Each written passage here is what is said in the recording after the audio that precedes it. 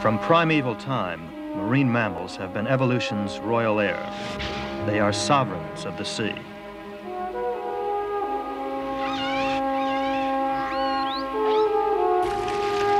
The warm blood coursing through their veins bestows them with a power elsewhere unsurpassed.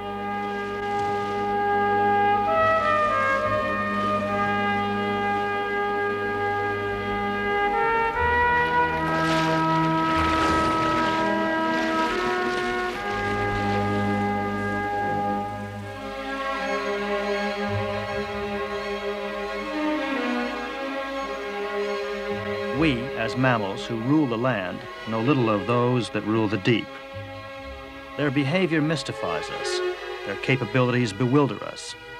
Their intricate sounds, their elaborate brains, the bonds they make with their young, the bonds they seem to seek with us, all are ancient riddles that still confound the modern mind.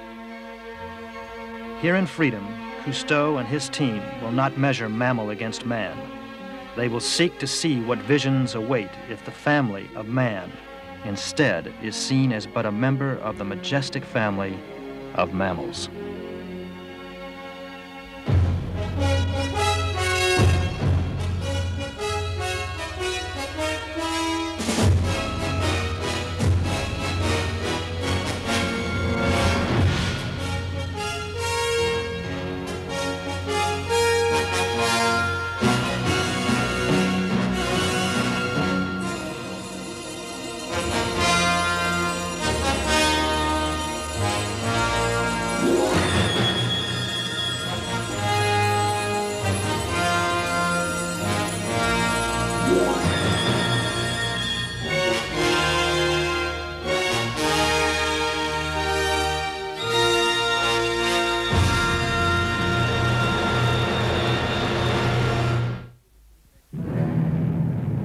Infinity beckons humanity. We, who hunger for companionship, reach to distant planets, searching for even a drop of water, the cosmic sign of life. Our expeditions end in dryness, desolation, dust. Obsessed with lifelessness in space, we have disinherited ourselves from life on Earth. There is a water planet.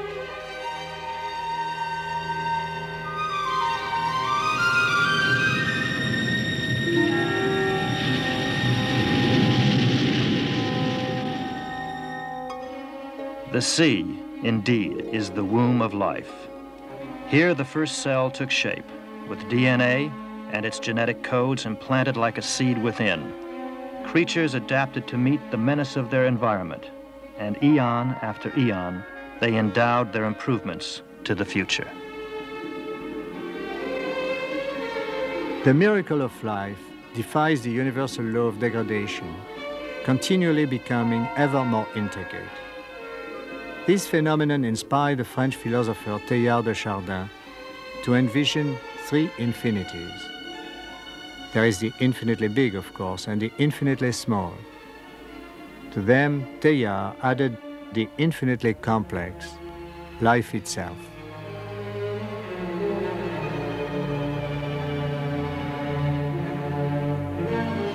Landmarks of time, nerves, jaws, vertebrates. Finally, the cold sea embraced the model of cold blood, the shark. After billions of years in its liquid cradle, life came to land. Creatures now developed a new trait to help them master the onerous pull of terrestrial gravity.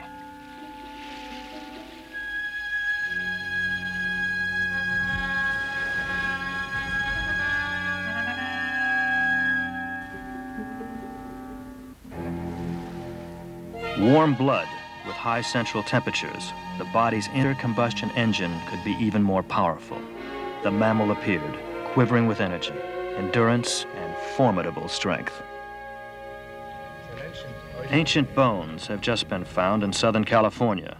Cousteau visits the remote site with the son of paleontologist Lawrence Barnes, who is directing a dig for the Los Angeles County Natural History Museum.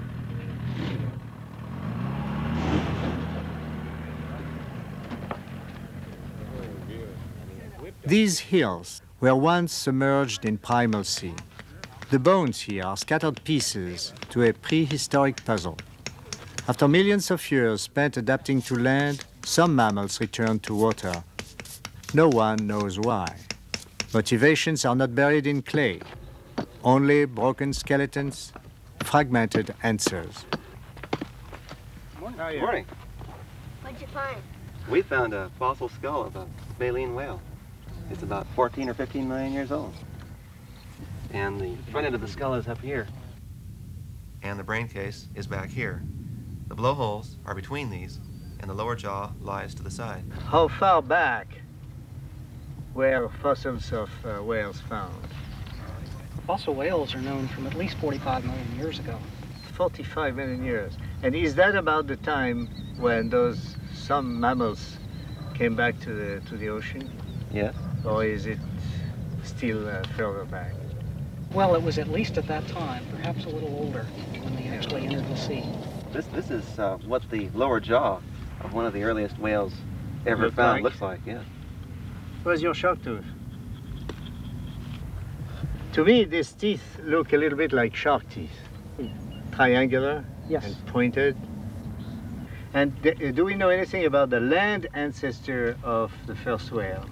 The group of animals that most paleontologists think that whales came from had relatives that looked like this. This is a rather close approximation of what we think the whales' land ancestors really were like. What science proposes seems like sorcery. A wolf-like beast takes the shape of a sea serpent. Nostrils inch up the snout. Front legs shorten. Hind legs slowly disappear.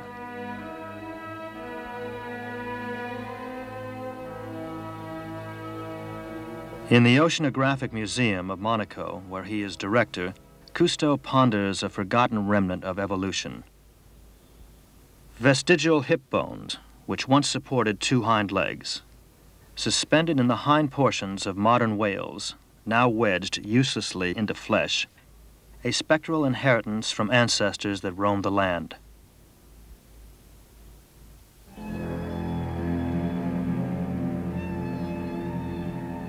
Deep within the liquid world, land traits vanish into time.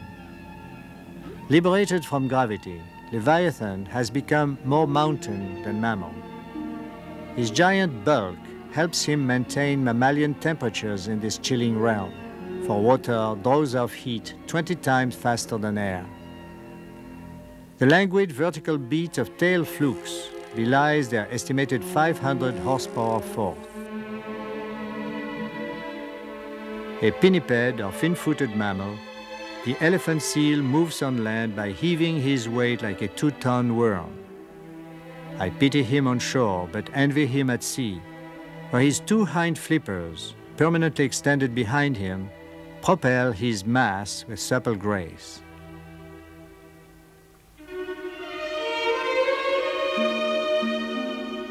Sea lions can still gallop on land almost as fast as stallions.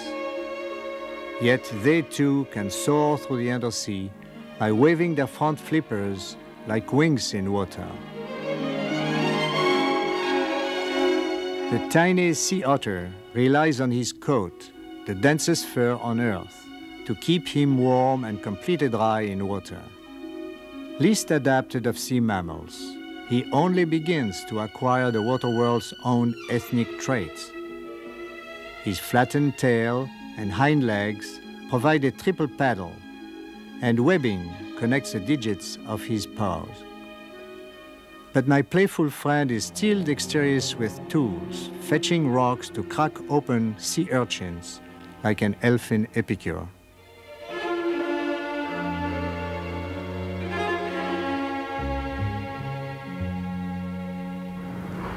The darkness of the water world brought about another adaptation. Mammals augmented their vision with their voices. The Calypso team listens as mammals bring sound to the silent world.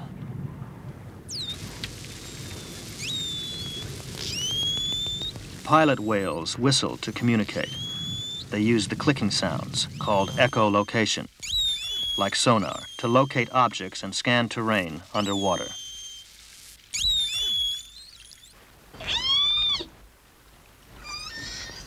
The rarely recorded squeal of the manatee may mean this placid sea cow is moved to fearfulness or protest.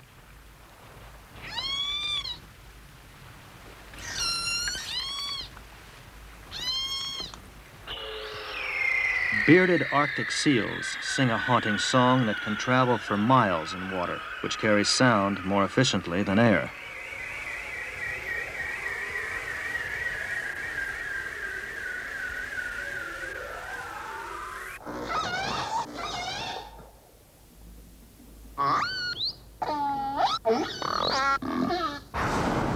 Sea life scatters at the cry of orca, the killer whale.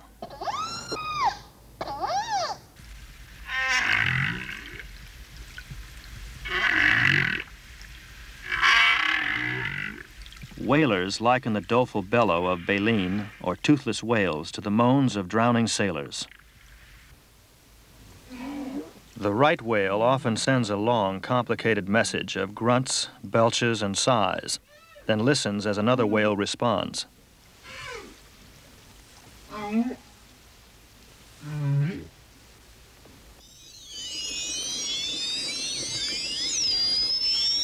Each dolphin has its own signature whistle. Some of its sounds hit such high frequencies that they are audible to humans only when replayed at slower speeds.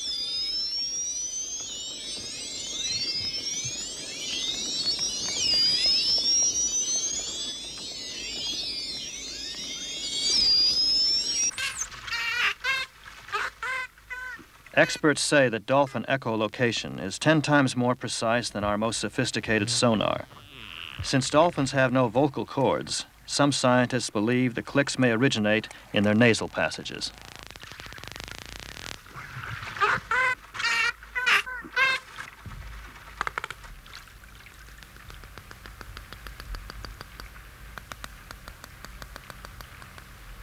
Dolphin sounds outnumber the words in Racine's tragedies. Yet scientists say that to call their repertoire a language may debase it, excluding limitless unknown possibilities for which the creatures may use their clicks and cries.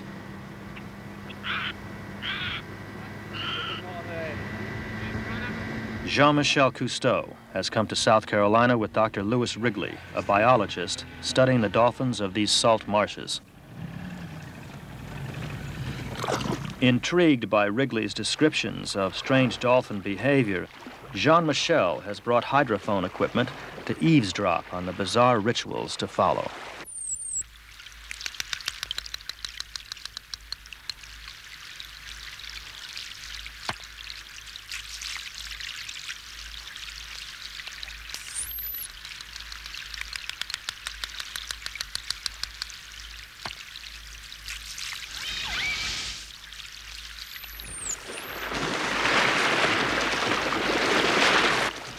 The clicks speed as the dolphins hone in on the object of their sonar. Then one creature whistles, and together they lurch to land. Never before has the process been filmed. The whistle appears to be a command signal on which all the dolphins act.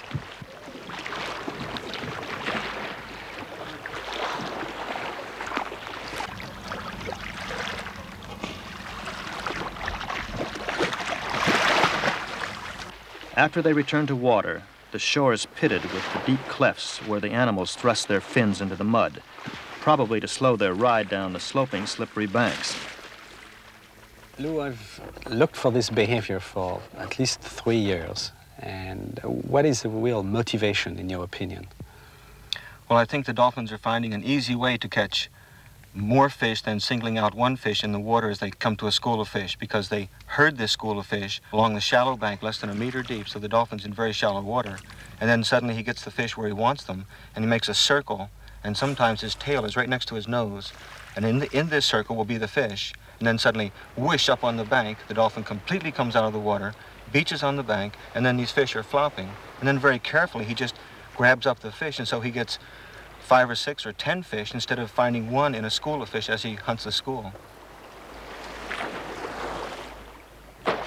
Their feast spills from the waves like fruits from a cornucopia.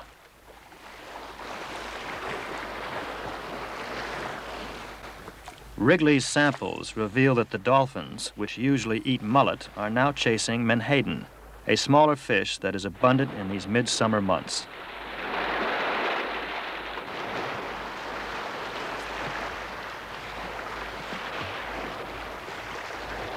Dolphins land on their right sides. They may, in a sense, be right-handed.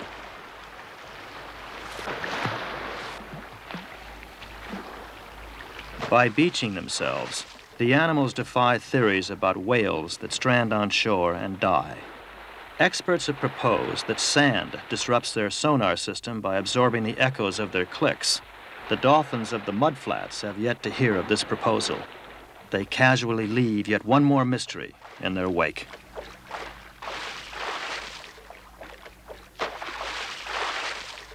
Calypso diver Dominique Soumillon listens one more time.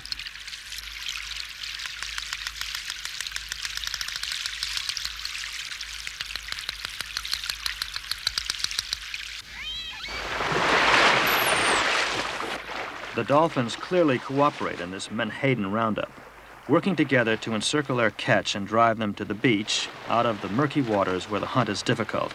But group cohesion never stopped a loner who was hungry for leftovers.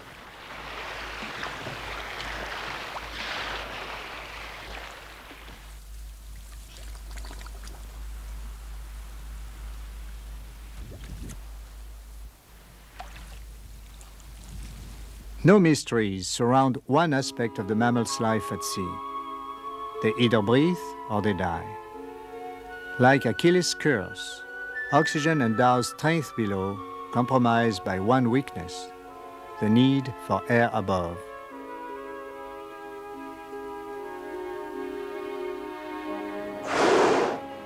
Manatee and whale alike are sovereigns of the sea, but slaves to the surface. Biblical sages wrote that whales spout a smoke which rises from the nostrils as from a boiling kettle. The blow sometimes erupts 50 feet into the sky. It proclaims the creature's identity.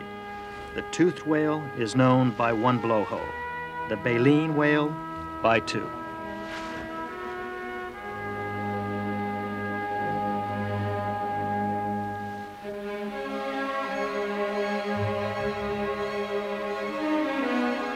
Mothers smoothly nudge infants to the surface, cradling them as they draw in air.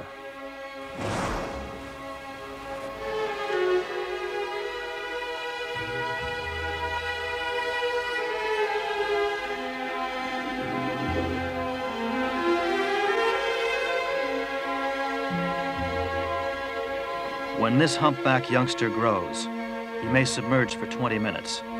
But the inevitability of his ascent can turn the breath of life into the harbinger of death. For whalers who wait above can easily calculate his return. Cousteau clocks diving whales. Did she sound already? Elle a ressondé, hein?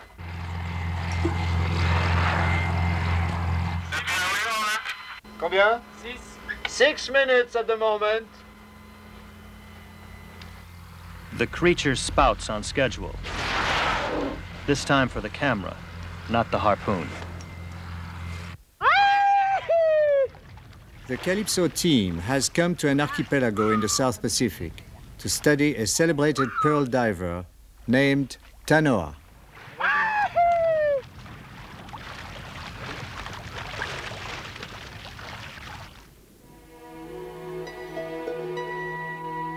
Underwater, man and sea mammals share a dive reflex. Our pulses slow, and blood streams give priority to heart and brain. Yet man cannot compete with marine mammals. His body stores less oxygen.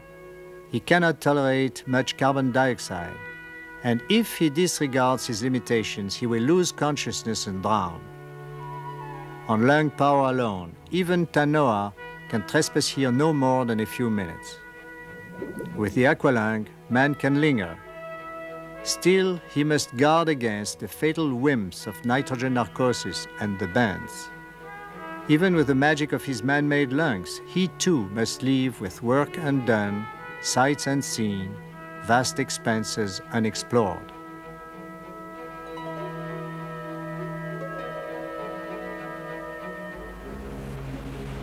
Mammals adapted to the deep 50 million years before we humans stood to walk on Earth.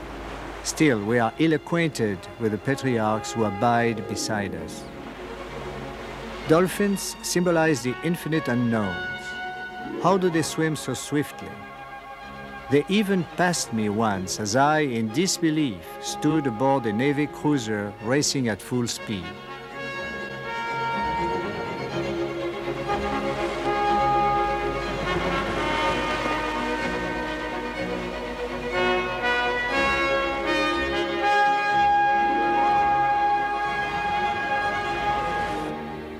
They move in choreographic unison.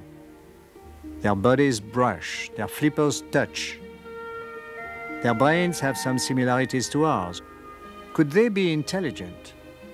Do they lack only hands? Hands with which humans record ideas and build on dreams. If they have even a capacity for intelligence, the prospects would be thrilling. My noble escorts, your mystic promises suffice. The quest to know you better is a worthy odyssey.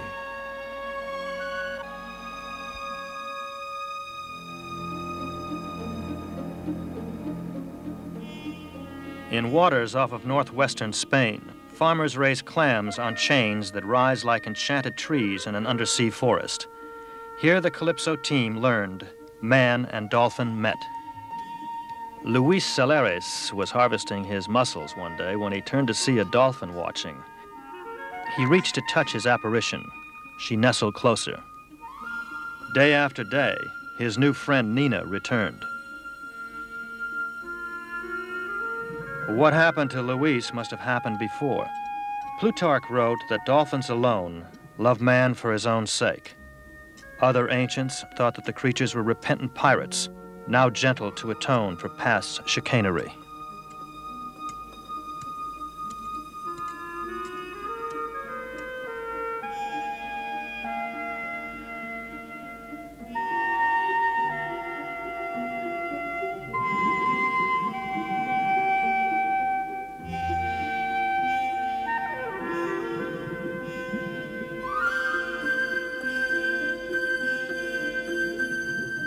Nina came willingly from the ocean wilds. Perhaps she had been banished from her family.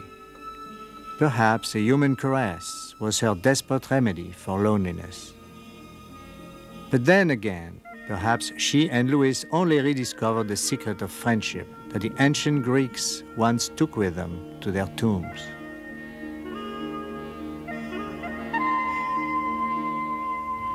But how did it start, really? I mean, one morning you came out of your home and there was Dolly? No, she was over in the other canal, my neighbors.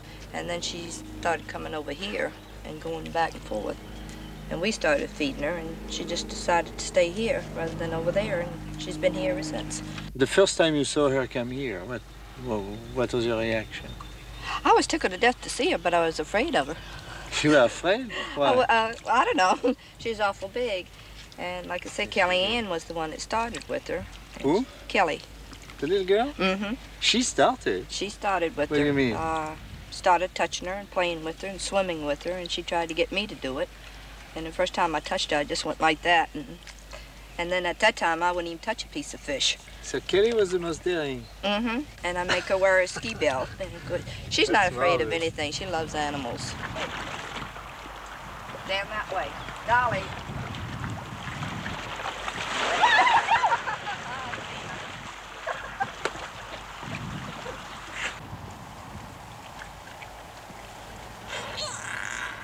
Not long after Dolly befriended the family, Jean discovered the secret behind the animal's cleverness.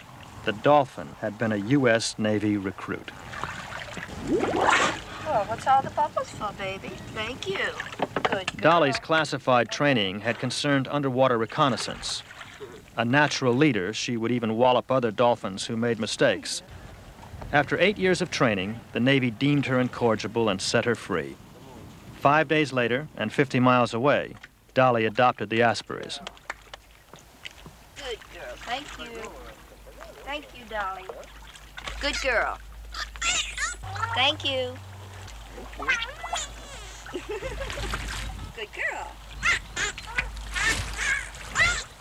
Okay, thank you. Thank you.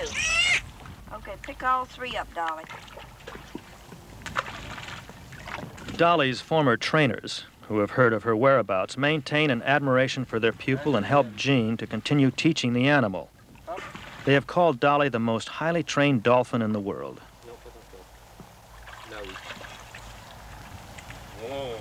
Beautiful. Good. Yes, that's good. Good girl. Thank you. Yes. Dolly, once trained to use her sonar while patrolling shipyards for enemy frogmen, easily finds a penny buried in the muddy bottom.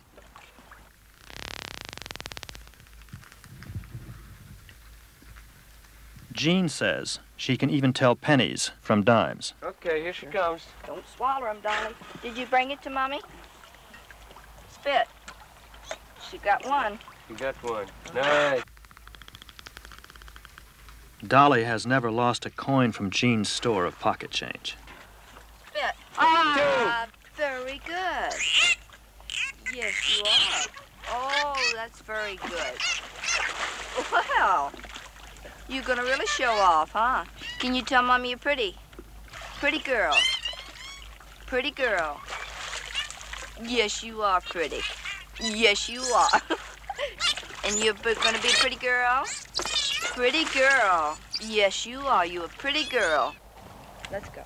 The animal thrives on Jean's mothering. Like a 400-pound foundling, Dolly eagerly waits each morning behind the Aspreys' house, ready for another day's adoption. She constantly calls to them, begging attention. Dolly's great prize is approval, and the prize of prizes is approval from Jean. But the human voice that makes her spirits soar can also make them sink. Give me a kiss. I'm not mad. She'll do that sometimes. If I change the tone of my voice and be real demanding, she'll get hurt like. Then she'll stop blinking her eyes, so she knows she can get away with it. Come on, Dolly. Mommy's not mad. Come on, girl. Dolly. Come on. Will you give me a kiss? Oh, come on. Give Mommy a kiss. Come on. That's a good girl.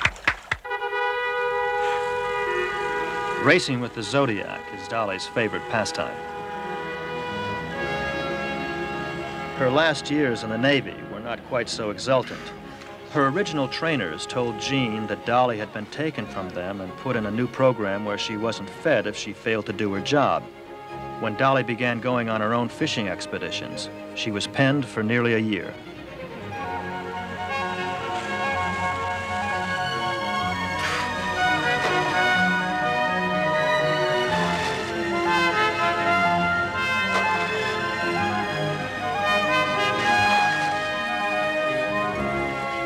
When the Zodiac leaves the canal and approaches the ocean, Dolly slows. Sometimes she turns and slips back home alone. The open sea has no allure for her. She is resolute. She will not venture beyond a property marker that stands like a road sign to the Atlantic. Dolly. Mais ça change rien. Nourriture, affection. Incroyable. Dolly! Do you think she might remember the pen she was in on the other side before she left the Navy?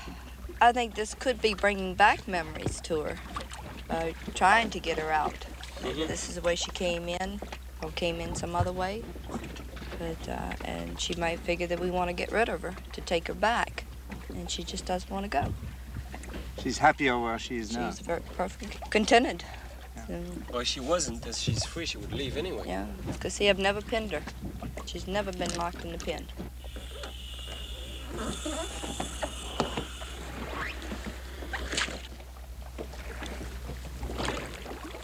Cousteau descends to find his skittish friend.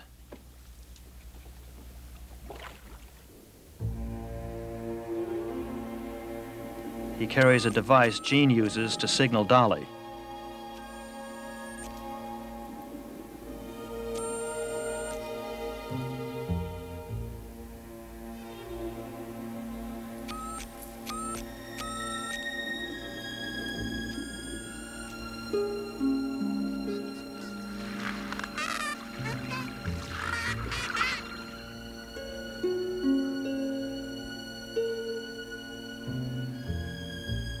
Unlike Nina, Dolly was once captured, forced into her first human contacts.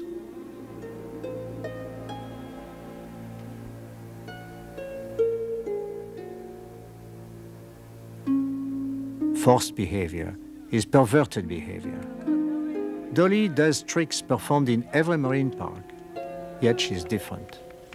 She has a twofold freedom. She's free to go, and she's free to stay. Her performances are her willing gift.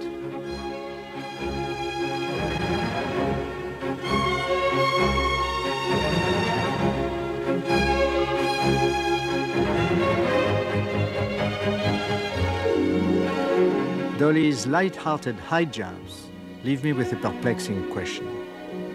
Why won't dolphins leap like this when doing so could save their lives? Cousteau has acquired a floating pen in order to study dolphins briefly at sea. With one jump, the animals could easily clear the buoys and swim away. They don't. This unexplained inertia can turn lethal. Tuna swim under certain dolphin species. Fishermen net dolphins which swim at the surface in order to capture the unseen tuna below. Once surrounded by nets, dolphins serve no further purpose for the fishermen, yet the creatures that jump 15 feet at play won't jump an inch to freedom. With just small buoys, Cousteau discusses the puzzle with skipper Harold Medina. they seem to be unable to guess that they could escape by jumping above it. Why is that? No. We've wondered that same thing. We'd always thought that possibly that when we'd encircle these porpoise, they would just jump over the net. It would be a lot easier for us than for them, but yeah, they just have never done that. So I understand that you have developed a way to help them escape. Yes. Taking this net here, which is measurements of 4 1/4 is what we've been using. When we were backing these porpoise out or trying to get them out of the net, as a porpoise would swim and try to find their way clear, their nose would get entrapped in between one of these mesh. Consequently, they don't swim in reverse, they'd only swim ahead and they would drown themselves. So I had some special net made up, which was 2-inch mesh in size. And the porpoise would swim up to this net in this area. They would hit this mesh, this smaller mesh rather, and they wouldn't entrap themselves, and they'd gradually slide up and over the top of the corks, and they would be free. But then you had to make a passage for them. Yes, we had to have a certain area where we'd back down each time, and this net was ready there waiting for them to hit and go over the top. And it saved an awful lot of animals. This was the key to the whole system.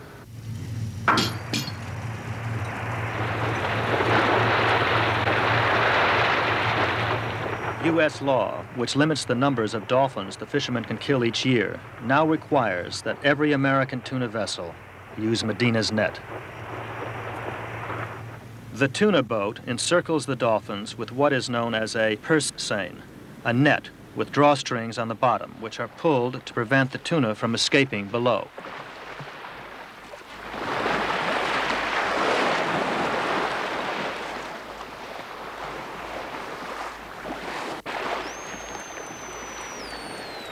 When the dolphins are encompassed, the ship backs up slightly.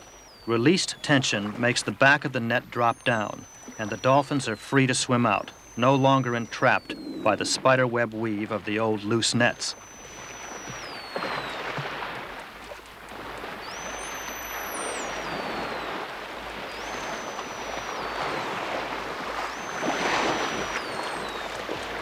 Still, the dolphins need prodding. Some creatures simply sink tail first in a torpor into their deadly netted shrouds. Divers guide the animals underwater while aides and boats help from above. Despite the improvements, tens of thousands of dolphins still die in the process, often because of mechanical failure or currents that collapse the net.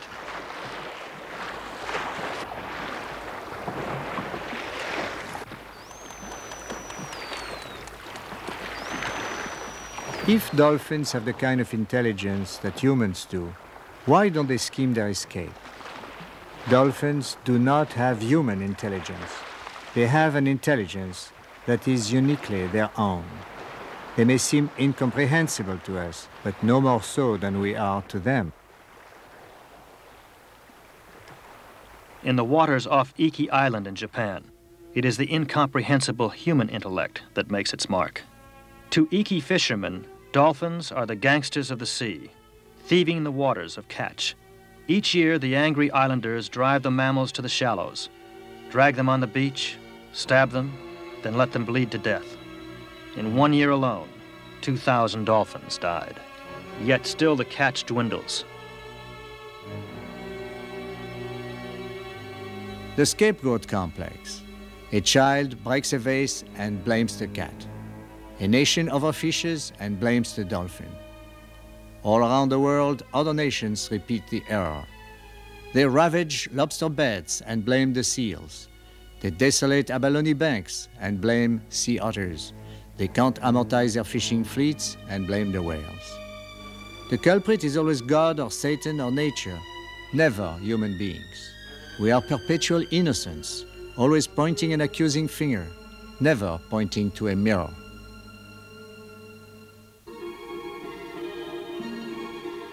Calypso glides steadily into the shimmering Gulf of San Jose in southern Argentina. The local government has made the bay a sanctuary, not just of peace, but promise.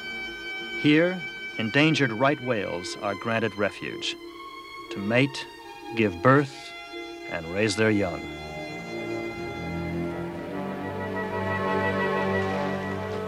Known for the distinctive patterns on their calloused brows, white with lice and barnacles, these creatures were dubbed the right whales to hunt because they float after death.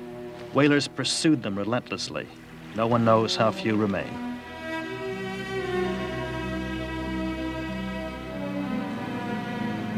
As they edge toward Philippe's zodiac, the right whales prove that the Ahabs of real life were frauds.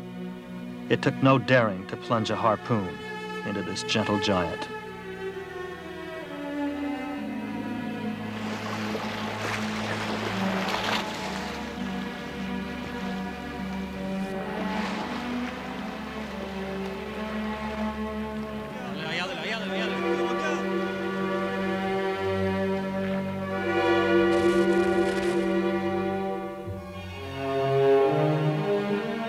A wild elephant would splinter an approaching human with one thundering charge.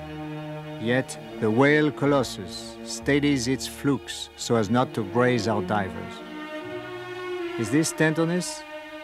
Or are we nothing more than negligible nuisances, human flies buzzing at the nose of Gargantua? A more pressing question hangs in the balance. Can these dwindled herds sustain their species? We can only hope. They struggle to revive their race. Perhaps here we will be witness to the rebirth of Leviathan.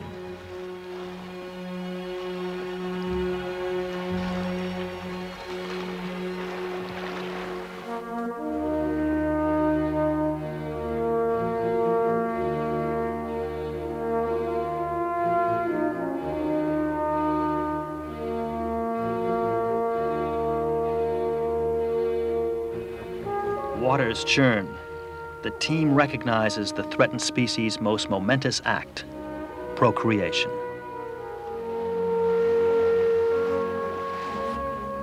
The female turns her white piebald belly to the surface, avoiding her two suitors below.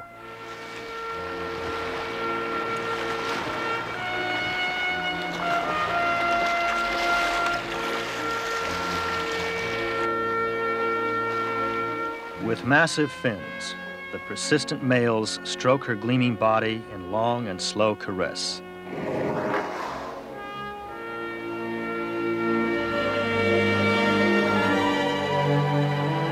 When she rolls in submission, the rivals shove and scratch each other on their barnacles, their reproductive organs extending perhaps 5 feet, until one paramour finally wins her favors. After only 8 seconds, the bull will disengage and rise for air, then dive to continue. The rejected whale swims in frenzied circles as he awaits his turn. Couplings can last for hours. On the blue deep bed of the sea, as D.H. Lawrence wrote, mountain pressing on mountain, the zest of life.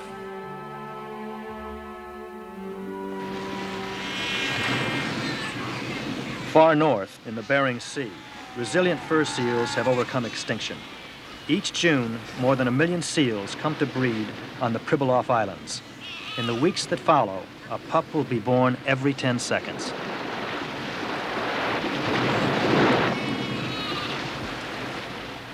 A cameraman rushes to record delivery. The pup comes forth in moments. Its rubbery flippers brush aside the amniotic sac.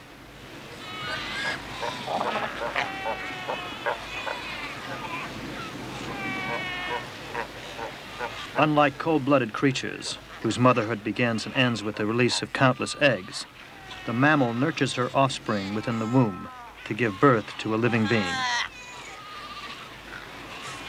The cow produces only 1 pup each pregnancy. The pup is always within her sight. She will not leave the infant, even to eat, for a week.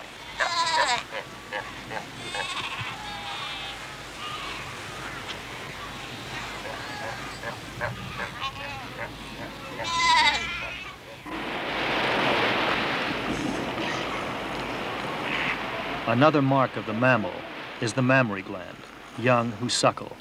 On milk 12 times more rich than a cow's, a 100-pound elephant seal pup will triple his weight in a month. His mother, meanwhile, will lose a 1/4 ton.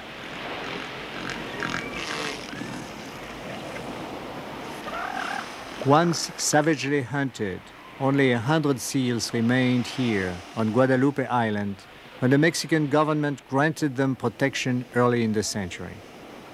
As we arrive here, thousands of seals lay in heaps everywhere.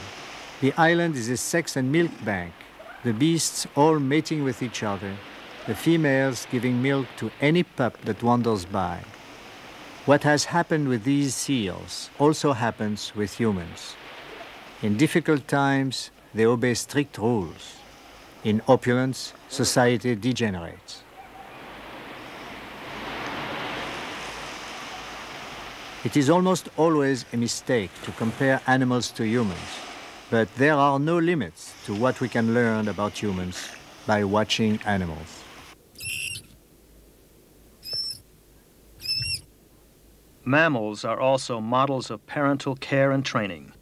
In this sense, the lethargic sea cow is supreme. She nurses her calf from glands at the base of her fins for a full 1.5 years. Though the infant can swim from birth, she cradles him almost continuously. The improbable shape of the sea cow, rocking her babe, once gave rise to the myth of the mermaid.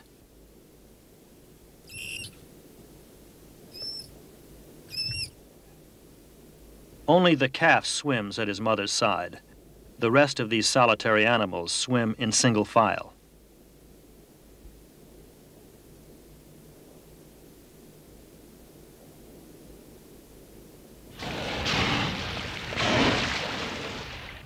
Roving all the seas of the earth, killer whales travel in tightly knit family units. A dominant male, his 6-foot fin towering like a chieftain's standard, leads his harem of females and any offspring under the age of 2. Someday, one of the male youngsters will challenge his father, then replace him, wresting power by patricide. To hunt, the group combines forces like a pack of wolves.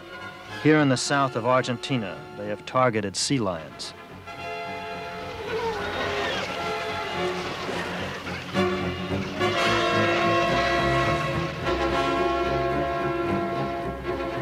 The lead male charges into the rookery. He wants only pups, grabbing the furry creatures one by one and shoving them out to sea. The massive predator bounces his prey from his snout like a cat tossing a mouse around before the final kill.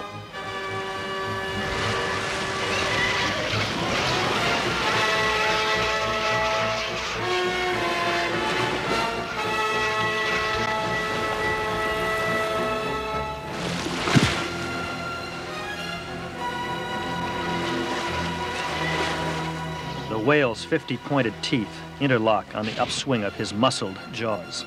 He doesn't chew his food. His teeth are made for grabbing and ripping. He swallows large chunks whole.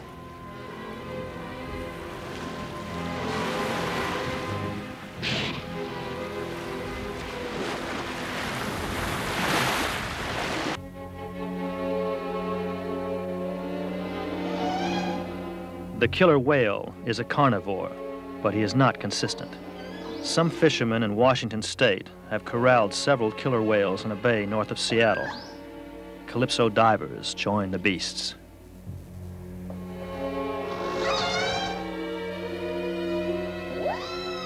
The whales, we find, love to be caressed.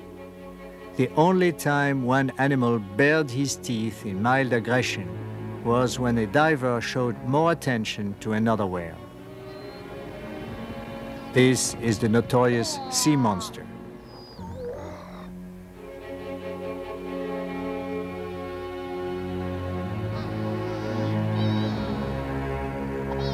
Humans find the killer whale's behavior baffling. In some oceans, the beasts eat sea lions. In others, they play with them. Though they are the only animals powerful enough to be a serious enemy of other whales, they have not been known to eat human beings, yet.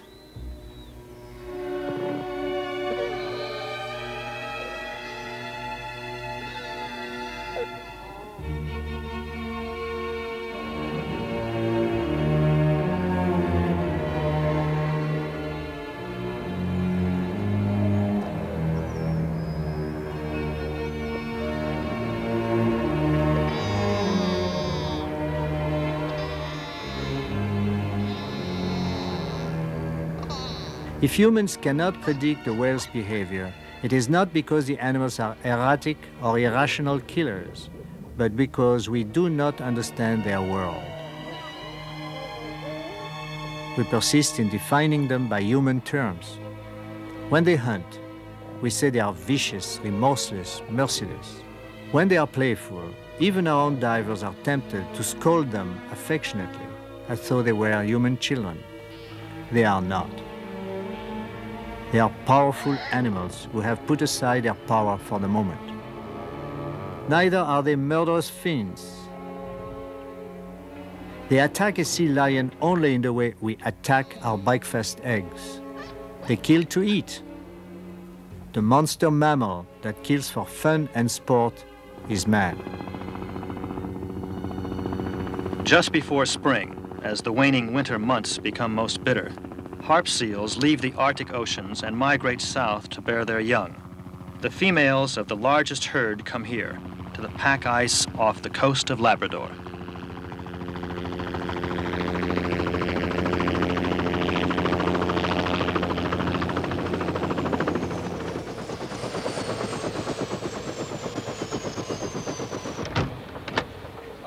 Chief diver Bernard Dalamat flies with the Calypso team to these icy expanses. They will film the newborn seals before the controversial Canadian hunting season opens.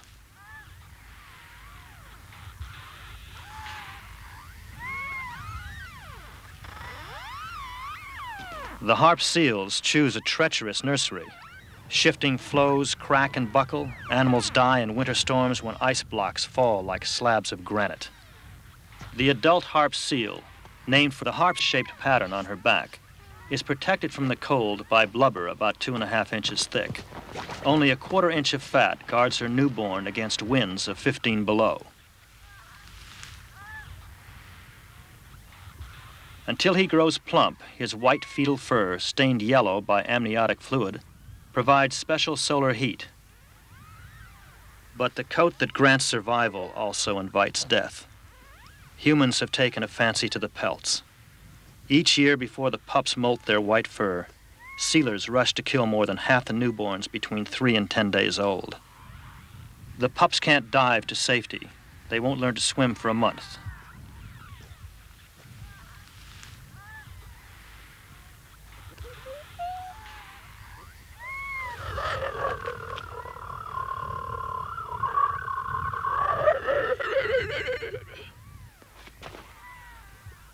As Bernard prepares to dive, He knows that the sea offers only precarious safety. Entry holes often freeze solid, imprisoning those below in a nightmare world without air or exit.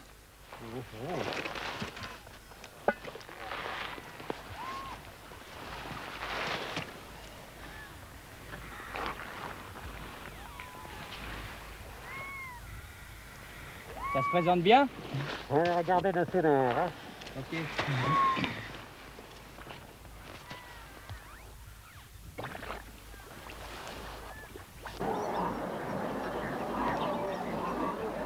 Adult seals fish and court each other undersea. They can spend half an hour in waters more than a mile deep. To reserve heat, their skin temperatures drop to 1 degree above the waters, just warm enough not to freeze. Their sensitive eyes make the most of whatever emerald light filters through the ice.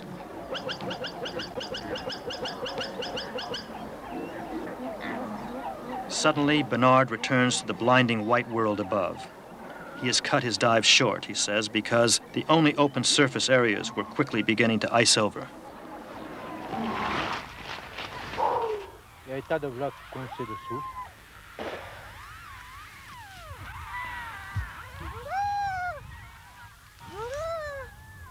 The adaptations that seals have made to such perils below are of no help with perils above. In this century, the harp seal population has been cut in half. The Canadian government now limits the hunt to a conservative quota and insists that the species will not become endangered. Because of public outcry, sealers are also required to hit the pups over the head with a regulation club to ensure that they are dead before skinning.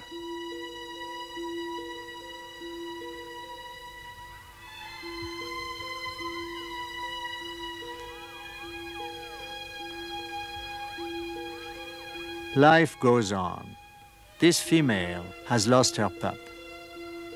Within moments of its birth, she memorized its scent. And now, among the scattered afterbirth, she sniffs the lookalikes. No other pup can have her milk.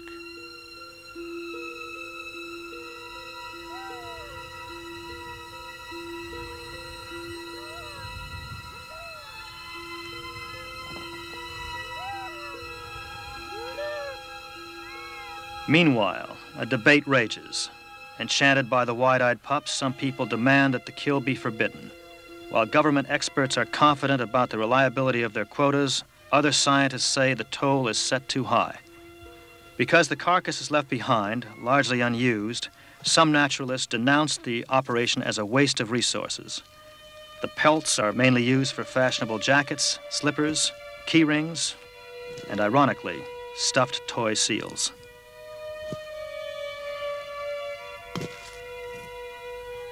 Bernard finds a pup buried in the ice. The mother will recognize this one as her own.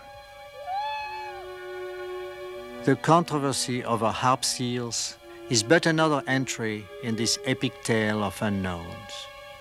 We know very little about most of the marine mammals we have observed, about their sounds, their intelligence, their chances for survival. The greatest unknown of all is what would happen if any one of them should disappear. Each is an integral part of a world that has been pieced together for millennia. Through the ages, countless creatures have been adapting to the environment. What happens when we try to make the environment adapt to us alone? Time is running out. Already sealing vessels wait offshore. Time is running out for humankind as well. For the story of marine mammals is our story as well. In a world older than ours, a naturalist once wrote, they move more finished and complete, gifted with senses we have lost or never attained. They are not brethren, they are not underlings, they are other nations, caught with us in the net of life and time. The death ship waits. Perhaps the mammal that is most unpredictable, incomprehensible, and inexplicable is the human being.